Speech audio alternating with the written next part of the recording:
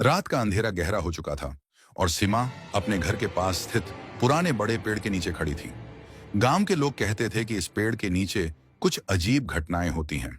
कई बार लोगों ने यहां रात में अजीब आवाजें सुनी थीं, पर सीमा ने कभी इन कहानियों पर ध्यान नहीं दिया। लेकिन आज कुछ अलग था। सीमा अपने पुराने दोस्त अर्जुन से मिलने जा रही थी, जो कुछ महीनों से शहर में था। उसने सुना था कि अर्जुन अब वापस आया है और अपने पुराने घर में रह रहा है, जो इस पेड़ के पास था। सीमा जब अर्जुन के घर के पास पहुंची तो वह देख सकती थी कि घर में कोई हलचल नहीं थी। घना अंधेरा और गहरी खामोशी छाई हुई थी। सीमा ने घर की ओर कदम बढ़ाया, लेकिन तभी उसे किसी के पैरों की आवाज सुनाई दी, जैसे कोई धीरे धीरे उसकी ओर आ रहा हो। वह पलट कर देखती है, लेकिन वहां कुछ भी नहीं था। उसका दिल धड़कने लगा। फिर अचानक उसके कानों में एक धीमी गहरी आवाज गूंजने लगी, सीमा, तुम आ गई हो। यह आवाज अर्जुन की नहीं थी, बल्कि कुछ और ही थी। एक भयावह, गहरी और अजीब सी आवाज। सीमा कांपते हुए उस आवाज की दिशा में मुड़ी, लेकिन कुछ भी नजर नहीं आया। उसने हिम्मत जुटाई और अर्जुन के घर की ओर बढ़ी। घर का दरवाजा खुला हुआ था। सीमा ने धीरे धीरे दरवाजे को खोला और अंदर कदम रखा। घर की दीवारों पर पुरानी धूल और अंधेरे की छाया फैली हुई थी।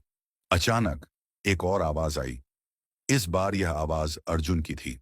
सीमा, तुमने मेरे साथ क्या किया? सीमा चौंकी और अंदर की ओर देखा। अर्जुन का चेहरा सामने था, लेकिन वह किसी और जैसा दिख रहा था। उसकी आंखों में एक गहरी स्याही जैसी कालिमा थी और उसकी मुस्कान पर एक विचित्र डर था। तुम कौन हो? सीमा कांपते हुए बोली। अर्जुन, या उस रूप में जो अर्जुन की तरह दिख रहा था, हंसी में बदल गया। उसकी हंसी अजीब थी, जैसे कोई बहुत पुरानी और कटी फटी आवाज हो। तुम नहीं जानती सीमा, वह बोला। मैं वही हूं जो तुम्हारे साथ था, लेकिन अब मैं कुछ और बन चुका हूं। सीमा ने डरते हुए पीछे मुड़कर देखा। कमरे में अब और भी अजीब आकृतियां उभरने लगी थीं। शेड्स जो दीवारों से बाहर निकल रही थीं और धीरे धीरे उसके चारों ओर सिमट रही थीं। वह भागने के लिए मुड़ी, लेकिन हर रास्ता बंद हो चुका था।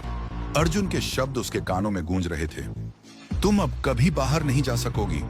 सीमा की आंखों के सामने सब कुछ धुंधला होने लगा और फिर अचानक सन्नाटा छा गया। अगली सुबह गांव वालों ने अर्जुन के घर का दरवाजा खोला, लेकिन अंदर सिर्फ एक खाली कमरा था और एक पुराना पेड़, जिसके नीचे खड़ा एक हिलता हुआ साया